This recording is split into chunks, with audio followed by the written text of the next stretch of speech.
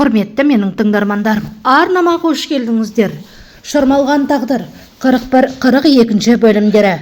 Сера Нерминге келді. Сен қайда жоқ болып кеттің? Мойныңдағы немене деді. Ештеңе емес деді. Бұның бәріне Мәжиде кінәлі деді Нермин. Сенің мойныңдағы жара, қолыңа не үшін қолғап киіп алғансың деді Сера Нерминге. Жай қолғап киіп алғам деді. Мен барлығында жайып салам. Сенің өтірігіңді ашам деді. Ашсаң аша бер, сен де кетесің деді. Берен ханым Ахметтің қасына келіп, балам, енді жаныңда мен бармын. Ештеңеден қорықпа балам. Қасыңда мен болам деп, баласымен ауруханада сөйлесіп жатты. Мәжиде Қазымға хабарласып, Қазым, сен не істемекшісің? Мені мына үйден босат. Сен мен үшін шешім қабылдама. Мен полицияға барып берілейін. Сен мені бұлай қинама деп Мәжиде де қатты қиналып жылап кетті. Босат мені деді. Ал Қазым қоштасатын адам сияқты, Мәжиде 2 күннен кейін сені алып кетеді.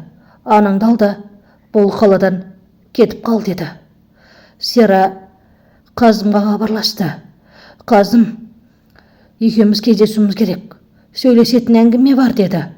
Мәжиде кінәлі емес, Мәжидені ақтайтын айғақ бар менде деді. Сол кезде Қазым, айт, Сера, қазір айт, менің қолым бос емес деді. Қазым бәріне кінәлі Нермин екенін естіп қатты ашуланды. Сөйтті де Нерминге барды. Қазымды көрген Нермин шошып түсті. Қазым, не боп қалды? Мені қорқытпашы деді. Сен Ахметті өлтірмекші болған сен, деді. Жоқ, мен емес, қаяқтағын айтпашы. Мен жай ғана Мәжидені құтқармақшы болдым деді. Сонда да Қазым сенбеді. Ал Бериннің жалдаған адамдары Мәжидені кемеге отырғызып, оны теңіз жағалауының ортасына тастап кетпекші. Яғни кемеден алып лақтырып жіберді. Сөйтті де Берин ханымға хабарласып, іс бітті деп айтты. Жақсы деп телефонын қойды. Нермин ауруханаға келді. Оны дәрігер тексеріп жатыр. Құттықтаймын, сіз жүктісіз. 12 апталық бала бар ішіңізде деді. Оны естіген Қазым шошып түсті. Ал Нермин болса қатты қуанды. Қазым өзіне өзі келе алмай аңқиып қалды. Нермин, Берен ханым Мәжидені суға лақтырып жібергеннен кейін мазасы қашып, ауру ұстап, стресстен өз-өзіне келе алмай жерге құлап жатты. Қасына Ясимин қызы келіп, кім бар, көмектесіңдер деді. Сол кезде Жиһангер келіп, ана уайымдамаңыз, сабыр сақтаңызшы деп, сізді жоғары жатқызайық деп, орнынан тұрғызып, жайына жатқызды. Кім бар, дәрігер шақырыңдар деп Ясмин айқайлады. Дәрігер болса Қазым мырзаға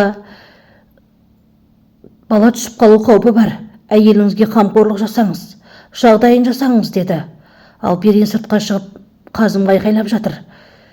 Сен ана болуға лайықты емессің. Сен қасиетті атты есімді атама. Сен оған лайық емессің. Балам, туылған соң өзіме бересің. Саған бала жоқ деді. Өзіңді өзің күт. Сен түрмеге түспейсің деді. Ал Нермин болса баласын ішіне біткеніне қуанып мәз-мейрам. Дәрігер стресстен екенін, ауруына адам қатысы жоқ екенін айтты. Үндемей жатқан кезде бір кезде Берен ханым, шығыңыз бері деп айқайлап жатқан. Яғни оны естіген Берен орнына атып тұрып шошып кетті. Сөйтсе Мәжидеге келіп шошып, Берен ханым деді. Оны да Қазым көріп шошып кетті. Мәжиде болса өткенді есіне түсірді. Сөйтті де Берен ханымға ашуланды. Сіз мені теңіздің ортасына лақтырып кеттіңіз, өлтірмекшісіз, адам жалдадыңыз деді. Оны Қазым естіп түк түсінбеді. Ал Мәжиде ашуға болып, адам өлтіру оңай ма? адам өлтіре салмақшысыз ғой, мені өлтірмекші болдыңыз деді. Сол кезде Ясимин Қазым айқайлап кетті. Ана, сіз ауру болғаныңызға, сырқатыңыз болғана шүкір етіңіз деді. Сол кезде Ясимин, оны мен істедім, ал Мәжидені құтқарған анам айтты деді. Сол кезде Мәжиде есінен танып қалды. Ал Қазым болса, Мәжиде есіңді жина деді. Ал Нермен болса ауруханада жатып, сюрприз деп Сераға сюрприз жасады. Оны көрген Сера шошып түсті. Жиһангер Ясиминге келіп, сен әулеттің кішкентайы болып не істеп бүлдірдің деді. Ал Берен ханым қызына рахметін айтты. Қазым Мәжиденің жанында отыр. Мәжиде Қазымды жібергісі келмей, Қазым мені құшақтап жаныма жатшы, кетпеші деді. Нермен болса Сераға тағы да ұсыныс жасады. Мені түрмеге түсірмейді, ал егер сен маған көмектеспейтін болсаң, қатты кім жазғанын Қазымға айтып беремін деді. Қазым болса Ясиминге айқайлады. Сен бұны қалай істедің, білесің бе деді. Мәжиде сені полицияға берсе не болады деді. Мәжидені күтпей аға өзіңіз беріңіз деді. Оны мен шешпеймін. Оның барлығы Мәжиде шешеді. Сен Мәжидеге істедің ғой, қалай қолың барды оған деді. Берен хан адамдармен сөйлесіп жатқан кезде оны Мәжиде сыртынан естіп қалды.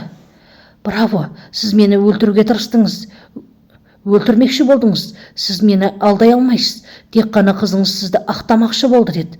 Сол кезде Қазым кіріп, не болып қалды деді. Ештеңе, жай ғана жаңа Берен ханымға қатты айқайлап жүргенім үшін кешірім сұрап жатырмын деді. Иә, мен біртүрлі болып қалдым деді.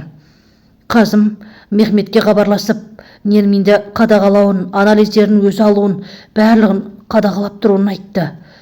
Көлікке отырды да Қазым Мәжидеге, Ясиминден не істейсің? Сотқа бересің бе? Полицияға ұстап бересің бе деді. Жоқ, мен полицияға ұстап беретін шамам жоқ деді. Мехмет қонақ үйге Нерменді орналастырып, Мехметке кете беріңіз. Сіздің енді керегіңіз жоқ, жұмысыңыз бітті деді. Төменде болам, керек болса айтыңыз деді. Нермен болса рахаттана банан жеп отыр. Ал Сара болса Шермен ханымға терапиясын жасап отыр. Сөйтті де, сіз біреуге ғашықсыз деді. Қайдағын айтпа, қандай ғашықтық сезім, мен бар ойлағаным қызым деді. Жоқ, сіздің бір жүрек лүпіліңіз бір ерекше соғады деді. Шермен оған көнгісі келмей айтқаны өтірік деді. Бірақ Сара, оны да жақында білерміз деп жымиып қана қоя салды. Қазым Мәжидеге, сен кінәлі емессің, Ахметті пышақтаған даяш екен деді. Нермен болса жүкті екенін тойлауым керек деп қонақ үйде шал жиып жатыр. Ал Мәжиде өзінің кінәсіз екенін естіп қатты қуанды. Ясимин анасының қатты жақсы көретінін, қызым, сен мені құтқарған үшін саған не істей аламын деді. Ана, сіз аман болып жазылып кеткенің керек маған деді. Қазым Нерменге келіп, дәрігерге уақытылы қарайсың, өзіңді күтесің, баланы босанып болған соң маған бересің, сотпен алам, болмаса тартып алам деді. Сен ана болуға лайықты емессің, баланы маған бересің, ең басы аман есен босанып ал деді. Қазым Жиһангерге берген барлық дүние мүлкін өзіне қайта алып алмақшы болды, бірақ Жиһангер қол қоймайым деді. Сендерге бұл ойыншық па деді. Жиһангер көп сөйлемей қолды қой деді. Жарайдағы деп қолын ризашылықпен құжатқа қол қойып берді. Сен неге көңілді болып отырсың деді Жиһангерге Қазым. Неге көңілді болмайым? Жеңгем жүкті, сен оны Мәжидеден жасырып отырсың деді. Сен бір жерге барып Мәжиде екеуін демалып қайтсаңдаршы деді. Иә, 2 аптаға барып қайтамыз деді. Шермен ханым қызы, яғни Мәжидеге жұмыртқа қуырып беріп, қызын еркелетіп жатты. Түнімен шошып шықтың. Тыныс ала алмай жатырмын деп шошыдың ғой қызым деді. Қызына өзі еркелетіп тамақ беріп жатты. Қазым Ахметтің есін жиғанын айтты. Дәрігер қауіптің артта қалғанын, қауіп сейілді деді. Сөйтті де Ахметке кіріп, Ахмет сені пышақтаған кім деді. Нермен деді. Нермин екенін ешкімге айтпайсың, және оны сені пышақтаған Нермин екенін айтпайсың, даяшы жігіт екенін айтасың. Сені қорғаймын деп өлетін болдың ғой деп Қазым қатты ашуланды. Фильмнің жалғасы бар.